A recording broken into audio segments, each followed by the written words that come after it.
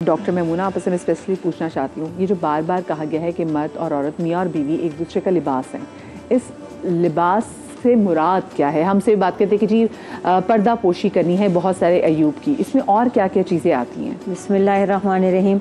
मदिया, इससे अच्छा सवाल तो मैंने इस पूरे रमज़ान में अभी तक सुना ही नहीं। माशाल्लाह, बहुत अच्छी बात है ये। देखिए, हुन्ना लिबासुल लकुम, अल्लाह ताला ने फरमाया ये औरतें तुम्हारा लिबास हैं, यानी पहले ये मर्दों से बात हो रही है। वो अंतुम लिबासुल लहुन, तुम भी उनका लिबास हो।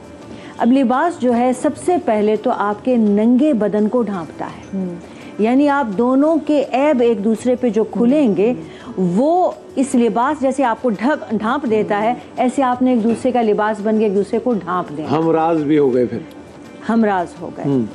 और फिर दूसरी चीज़, ये लिबास आपकी पर्दापोशी करता है, तो आपने कोई एक दूसरे की बाहर बात नहीं करनी। तीसरे, ये आपको गर्मी सर्दी से बचाता है, हर मौसम की सख्ती से। अब आपको एक दूसरे के लिए लिबास बन के एक दूसरे के हर हालत में साथ देना, और भले भी लगते हैं लिबास के साथ। तीसरा, आपका ये ज़ौक होता है, आप कैसा लिबास पहनते हैं। तो मियाँ बीवी एक दूसरे का ज़ौक भी है, एक दूसरे की मोहब्बत भी है, एक दूसरे की पसंद भी है। और फिर ये मियाँ बीवी जैसा आप लिबास पहनते हैं ना, वैसे आपकी हैसियत भी पता चलती है कि आपने क्या जो पहना हुआ है उससे आप मालदार हैं, फकीर हैं, गरीब हैं।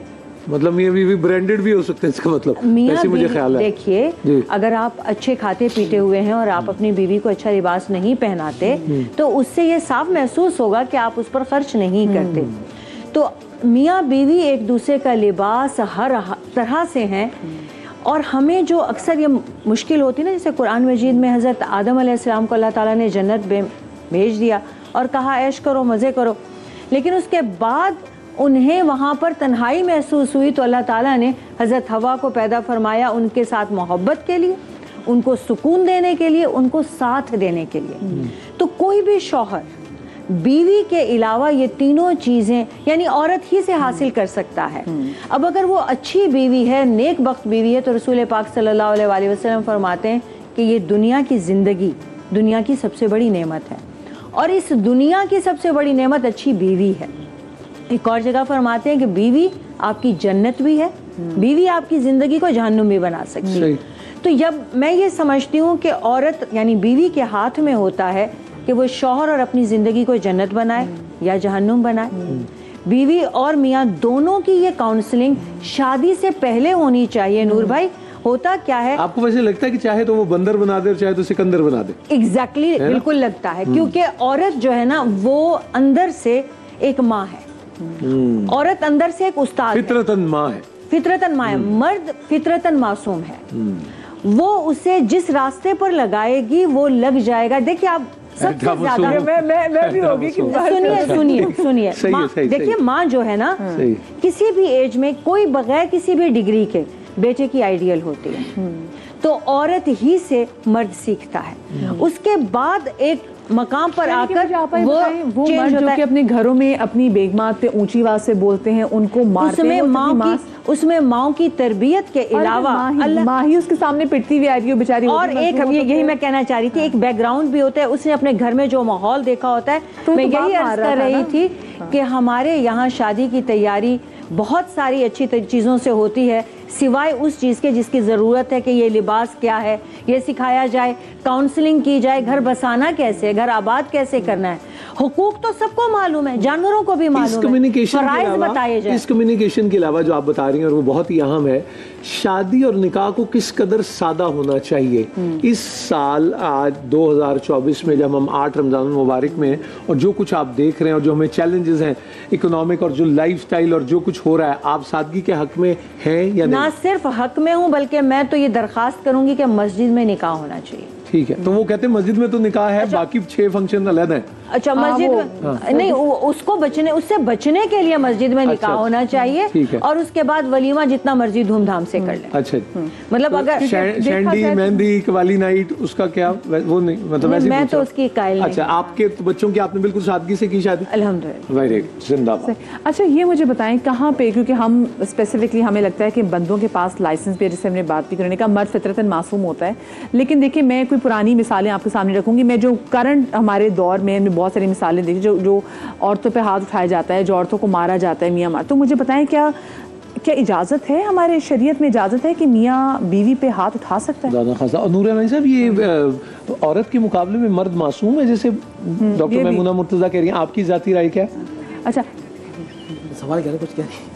بسم اللہ الرحمن الرحیم. کالر تھی کرتی ہیں جی, وہ کال آ رہی تھی, وہ لائن کٹ گئی. دیکھیے قرآن مجید فرقان حمید میں جس طرح میں نے بہن نے سوال کیا, یہ پوری آیت جو میں نے پڑھی, الرجال قوامون علی النساء واضربوہن, یہاں جو لفظ آتا ہے وہ یہ ہے کہ اگر عورت بدکاری کرے اسے ڈرانے کے لیے تعدیباً, ڈرانے کے لیے مسواک جیسی لکڑی کے حوالے سے, وہ بھی چہرے پہ نہ ہو. ہاں بدکاری, اور بدکاری سے مراد تو بہت بڑا یہ لفظ میں نے بدکاری کے علاوہ اسٹریٹ اوے ہی آپ نے یہی لفظ استعمال کیا. بدکاری کے علاوہ شریعت میں مارنے کا حکم نہیں ہے, بلکہ اللہ کے نبی صلی اللہ علیہ وآلہ وسلم نے جو آخری خطبہ دیا اس میں 3 مرتبہ فرمایا کہ اے اللہ کے بندو, اللہ کی بندیوں کے حقوق کے حوالے سے ڈرو جو تمہارے گھروں میں. اور یہ کہنے میں کوئی آر نہیں ہے کہ اس سے زیادہ بزدل اور بغیرت شخص کوئی نہیں ہو سکتا جو اپنی اہلیہ پر ہاتھ اٹھائے یا خدا نخواستہ مظالم ڈھائے. یہ بات بالکل ایسا ہی ہے. یہ تمام جو اما خدیجہ رضی اللہ تعالی عنہا ہیں, دیکھیں ان کا انداز کیا ہے. اصل میں ایک بڑا مسئلہ ہے ابھی جو آپ لوگ کی بات چل رہی تھی انور بھائی, ہماری جو ایک حقیقت ہے نا, اب اس کو بھی تسلیم کرنا ہوگا. آپ بیٹھی ہیں اس کو تسلیم کریں گی کہ ہماری یہاں جیسی شادی ہوتی ہے نا, شادی ہونے کے بعد لڑکی کا رول ماڈل اس کی ماں ہے. اچھا سنیے گا, کہتے بچی کو بیانا ہو تو اس کی اماں کو دیکھ لو. اب وہ صبح سے شام تک کال پہ اپنی تمام باتیں اپنی ماں سے کر رہی ہے, آج یہ ہوا, آج ایسا ہوا, آج ایسا ہوا.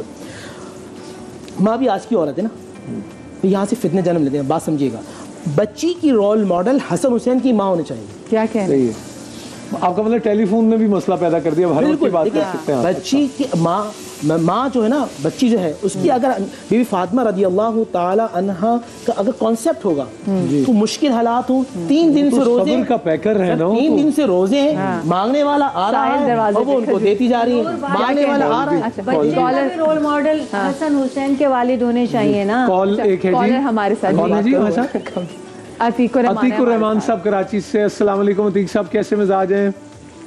الحمدللہ. جی عتیق صاحب کیا پوچھنا چاہیں گے یا کیا کہنا چاہیں گے؟ گھر میں سب خیریت ہے نا؟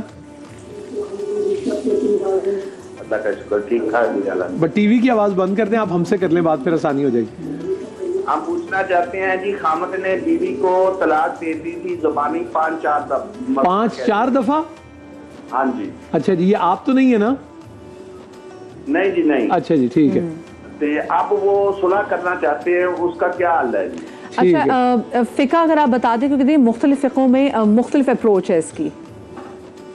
لیکن یہ بتا دیں وہ گھر بسانا چاہتے ہیں کہ نہیں, وہ اللہ بھی ڈھونڈ لیتے ہیں اپروول, یہ بھی ایک ہے مسئلہ.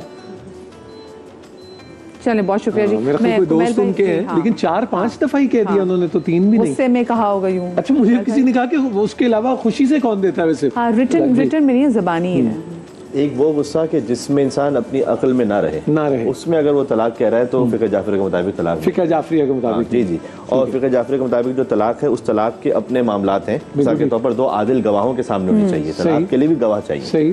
طلاق بھی بغیر گواہوں کے, مطلب پوری ڈسکریجمنٹ کی پوری کوشش ہے کہ گھر بسے. جی جی. پھر اگر ایک خاتون اپنے مخصوص ایام میں ہے تو اس میں وہ طلاق کا صیغہ جاری نہیں ہو سکتا, اور وہ طلاق کا صیغہ ایک خاص صیغہ ہے کہ جو جاری ہوگا, اور زچگی کی صورت میں بھی نہیں ہوگا. مذاق میں بھی فقہ جعفری کے مطابق نہیں ہے, کسی نے مذاق میں کہہ دیا. اچھا طلاق ایک نشست میں 3 طلاقیں نہیں ہو سکتی, یعنی ایک طلاق ہوگی, وہ بھی چانس مارجن آپ کے, اس کے بعد ایک عدت ہے, عدت گزارنی ہوگی. عدت میں اللہ سبحانہ وتعالیٰ نے ایک موقع دیا ہے کہ ریکنسائل کرنے کا, بغیر نکاح کے پیچ اپ کر لیں. عدت میں تو نکاح کرنے کی ضرورت نہیں ہے. صحیح ہے. عدت کا زمانہ گزر جائے تو پھر ہی ایک طلاق کاؤنٹ ہوگی. ابھی ایک طلاق ہوئی ہے. اچھا اس کے بعد فرض کیجیے کہ عدت کے بعد بھی کیا موقع ہے, تو جی نکاح کر لیجیے دوبارہ. جب نکاح کر لیں گے تو پھر دونوں شوہر زوجہ بن گئے. ابھی یہاں پر کوئی حلالے کا تصور ہمارے اس طرح سے نہیں ہے.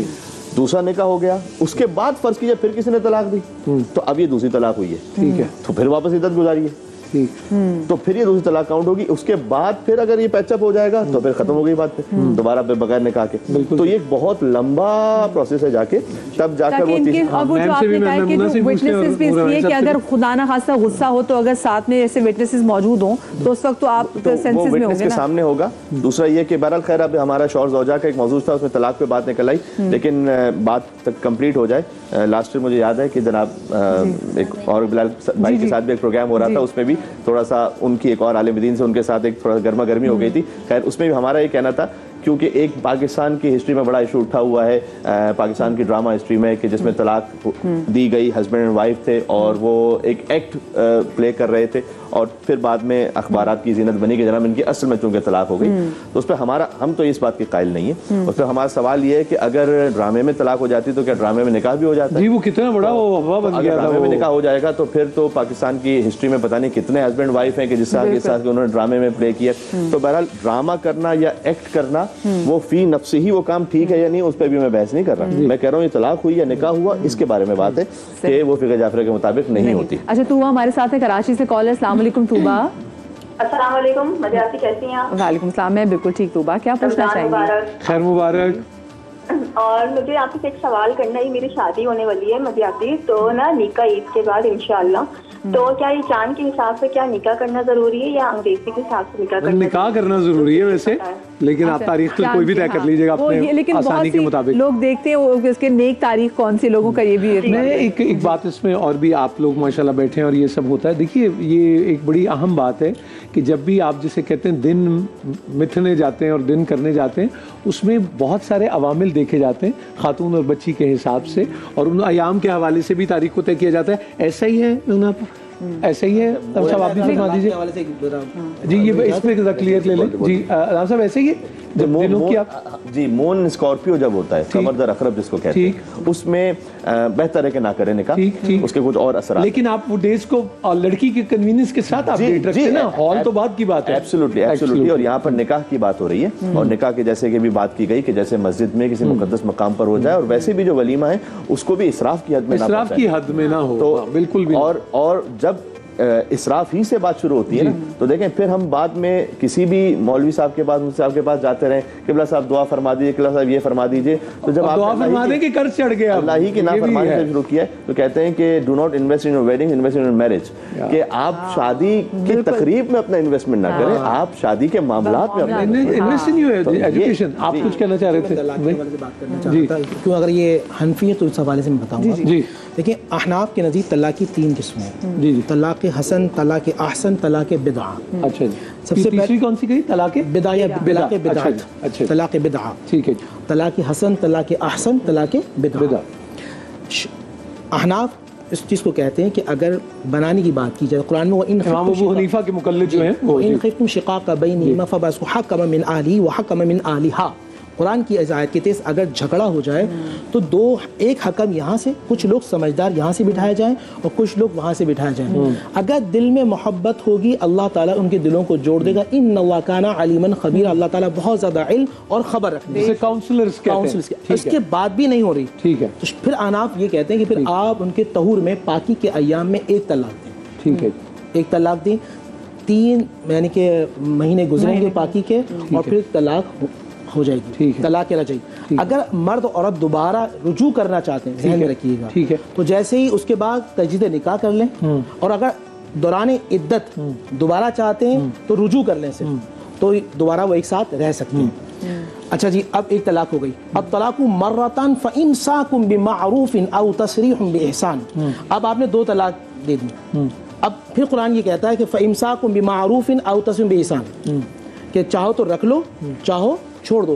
فإن طلقا فلا تحل له، اگر تم نے 3 طلاق دی، لا تحل له من بعد حتى تنكح زوجا غيره، اب تمہارے لیے وہ عورت حرام ہے، حلال نہیں. اچھا لیکن نور بھائی جیسے وہ بھائی کی کال آئی تھی، وہ کہتے ہیں کہ 5 دفعہ منہ سے کہا لکھا کچھ نہیں تو نہیں ہوا. اس میں تو پھر چونکہ فیملی کورٹس بھی انوالو ہیں، یونین کاؤنسل بھی انوالو ہے. لیکن یہاں میں آپ کو ایک اور بات بھی آپ کی طرف میں جانا چاہ رہا ہوں، کیونکہ آپ نے تشریف لے کے جانا ہے. ہمارے ڈراموں نے بھی بڑا مسئلہ کیا، کیونکہ اینگل اس نے کیا یہ، میں تمہیں 1 2 3 زوم بھی کیا، 3 بار وہ ہو گیا. تو اب سوال یہ ہوتا ہے کہ بھئی یہ کیا ہو گئی نہیں ہوئی. لیکن میں بڑی کمیل بھائی کی بات سے بڑا اتفاق کرتا ہوں. دیکھیے وہ لوگ بہت بھلے اور اللہ کو بہت ہی پسند ہوتے ہیں جو میاں اور بیوی میں مصالحت کی کوشش کرتے ہیں، اور انتہائی ناپسندیدہ لوگ ہیں جو غلط فہمیاں پیدا کرتے ہیں اور گھر توڑنے کی کوشش کرتے ہیں. سر بسم اللہ. تھوڑا سا ایک جو ہے نا وہ مزاح نما ایک بات یاد آئی کہ لیکن یہ حقیقت ہے کہ ایک ماڈرن زمانے میں آج سے 20-30 سال پہلے کی باتیں پوچھا گیا تھا ایک مفتی صاحب سے، بہرحال کوئی بھی تھے وہ، کہ کیا ہسبینڈ اور وائف ان کے جو ڈبل بیڈ ہوتے ہیں کیا وہ شیئر کر سکتے ہیں نہیں کر سکتے ہیں؟ تو انہوں نے کہا کہ نہیں، چونکہ یہ اس زمانے میں مثال کے طور پر رسول اللہ صلی اللہ علیہ وسلم کے زمانے میں اس طرح کا کانسیپٹ نہیں تھا، تو یہ تو ایک بدعت ہے کہ یہ اس طرح سے نہیں ہو سکتا، آپ نے الگ رہنا۔ تو پھر ایک عالم دین تو انہوں نے تبصرہ کیا کہ جو شوہر اور زوجہ کو ایک ساتھ نہ دے سکے وہ دو مسلمانوں کو ایک ساتھ کہاں دے گا؟ تو کہنے کا مقصد یہ ہے کہ ہمیں آسانیاں اس طرح سے پیدا کرنی چاہیے، آسانیاں پیدا بڑی اہم بات ہے، اور یہ ایک رشتہ ایسا ہے، یہ ایک رشتہ ایسا ہے کہ جس کو جوڑ لینا اللہ تعالیٰ نے آسان رکھا ہے اور اس کو توڑنے کے لیے بڑی سختی رکھی ہوئی۔ یہ کیوں کہ اس لیے کہ جہاں کوئی فیملی بریک ہوئی، عرش کے ہلنے کا ذکر یہ کہ شیطان نے حلال میں ناپسندیدہ عمل جو ہے وہ اسی کو اس کے بعد نسلاً بعد نسل اس کے اثرات جاری و ساری رہتے ہیں۔ کئی مرتبہ انسان خوف خدا سے نہ صحیح فیملی ویلیوز کی وجہ سے بہت سارے گناہوں سے بچ جاتا ہے، اس لیے اللہ سبحانہ وتعالیٰ نے چاہا ہے کہ جناب آپ اگر فیملی سسٹم کو رکھیں گے تو فیملی کا نظام آپ کو بہت سارے غلط کاموں سے بچا لے گا۔ حتیٰ اس میں میں ایک فقط اشارہ کر دوں، جو شوہر زوجہ کے رشتے کا ایک مقصد ہے، بہرحال وہ خاص الخاص عمل اس کے لیے اللہ سبحانہ وتعالیٰ نے ثواب رکھا ہوا ہے، یعنی یہ جو انٹیمیسی ہے۔ حتیٰ حضرت ابو ذر نے پوچھا رسول اللہ سے صلی اللہ علیہ وسلم کہ کیا شوہر و زوجہ کے اس تعلق پر اللہ تعالیٰ کوئی ثواب بھی دے گا؟ تو حضور نے سوال کیا کہ نامشروع تعلق پر گناہ ہے یا نہیں؟ کہا ہے، تو کہا جب نامشروع تعلق پر گناہ ہے تو اس پہ ثواب، یعنی اللہ سبحانہ وتعالیٰ نے اس کو اتنا نیک اور مقدس رشتہ رکھا ہے کہ اس پر اجر رکھ دیا۔ بالکل ثواب۔